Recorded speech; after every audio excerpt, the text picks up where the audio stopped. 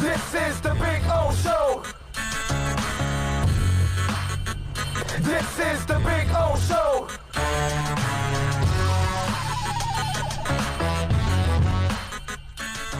Way. LarryBrownSports.com is a website. And one of their writers, Gray Papke, he wrote about the 5 teams he felt made the most improvement this offseason. So he's got the Indianapolis Colts on this list. And he's right, by the way. They made a great trade with San Francisco for a really nice defensive lineman. Okay, they brought in a quarterback. They had a nice draft overall. They added Michael Pittman Jr., right? Jonathan Taylor. Even though I think he's a little injury prone, I'm a little nervous with Jonathan Taylor. He's really talented, don't get me wrong. But he's had his share of injuries, but still, the kid's super talented. The Colts, they had a great offseason, man.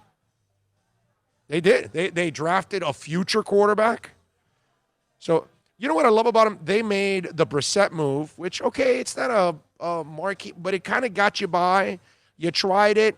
Now you made the Phillip Rivers move, and then you made the Eason move. I mean, I love when you're taking quarterbacks all over the place because you're looking for that way to turn the corner after you lost out on Andrew Luck. I mean, you know, pretty strong. The Browns. I know the Browns every year are all hyped up and everything else. But, okay, you look at it. They signed Jack Conklin, Jedrick Willis Jr. They drafted, right? So they added some stuff. They, what's it called? They got Grant Delpit, too, to help out in the secondary in the draft. He dropped a little bit, which was a value pick for them. They had a really good offseason overall, right? I like what they did. Tampa Bay Buccaneers. Obvious, right? You add Brady, you all of a sudden become a contender. You add Gronk, which should help you out with depth at tight end. I'm not, whatever. Antoine Winfield, all that. They did a really, really nice job in the offseason. You got to say they're one of the better teams. The Arizona Cardinals. I love what they did this offseason. They stole DeAndre Hopkins from Houston, right? Okay, and then they go and they unload David Johnson's contract. They add Devon Kennard, Isaiah Simmons, right? So they did a lot of good things again this offseason, made the offense better for the kid around him by adding a legitimate number 1 wide receiver along with Kirkland and Fitzgerald. That's a sick trio that they've got going on there, right? And they throw in the Dolphins. The Dolphins are the number 2. The list is number 1 is the Cardinals in their eyes, number 2 Dolphins, number 3 Bucks, number 4 Cleveland, number 5 Indianapolis. And in the Dolphins, you and I know everything that they did. They talked about it, adding Byron Jones, Shaq Lawson, Kyle Van Noy to the league's worst unit. They brought in Jordan Howard, legitimate backfield options, capping it off with the selection of Tua in the draft, along with 2 offensive linemen to help protect them. 2020 may be a year too soon for the Dolphins, but they're very clearly on the right track thanks to a great offseason. And why I read the whole thing because I wanted to give it substance and give it credence because, and the credit it deserves, because all the other teams were legitimate. I got to tell you, and I know you're going to kill me for this, I thought the Jets had a really good offseason too. They almost could have been on this list. Okay? I don't think they're going to go anywhere because I don't believe in Adam Gase. You know what I mean? I don't think he'll communicate with players, but they had a really good offseason. Oh, every draft pick. Remember during the draft shows, we were like, man, I hate it. I hate it. I hate it. They did really good. But hey, Gase is driving that bus. He's going to drive it right off a cliff. Right. Douglas did a nice job with the offseason, and then Gase will screw up the regular season. So that's where I'm not worried about the Jets at all because they've got Adam Gase.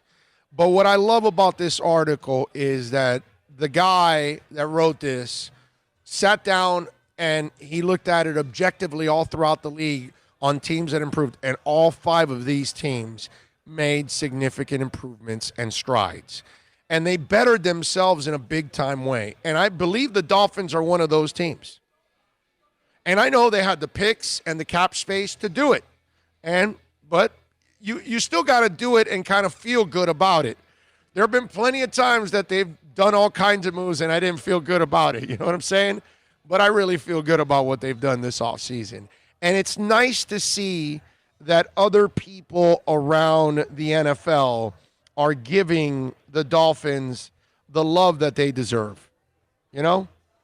That's where for me, that's where I like to see that, okay, others are seeing what we're seeing here in Miami. And because last year there was so much crap and so much, they're tanking and they're not trying and everybody wants off the team and everybody's asked to be traded and the players have quit and every one of those narratives were wrong.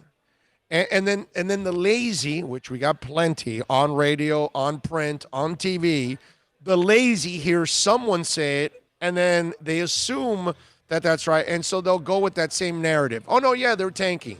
And then when you try to explain to people, wait a minute, hold on a second. Tanking is, they're specifically trying to lose. They're not trying to lose. They're trying to win. They're just trying to win with young because that's what they can build on. There's the old stupid Dolphins would try to win games with old players that have no future, so you're hurting yourself because, see, when you win with young people, you can build on that. When you win with older players, you're not building on anything. You replace them with younger players that have no experience, and then you have a setback. That's what would happen with the Dolphins. They would count on older guys and free agents. They would help them win 6, 7, 8, 9 games, maybe a 10th to sneak into the playoffs. And then they'd replace them the next year with a couple of bad draft picks. And then you're wondering, well, why did they take a step back? Well, that's because they're not very good in the draft. And then they got to go get in free agency some veteran to be a Band-Aid.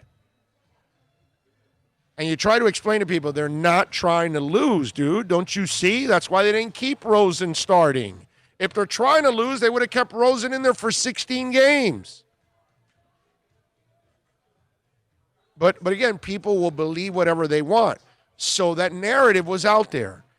It's nice to see that somebody actually took the time to look around the league and say, hey, what are the teams that have made the improvements? And they thought the Dolphins were number 2 on that list. I like it. I'm a fan of that.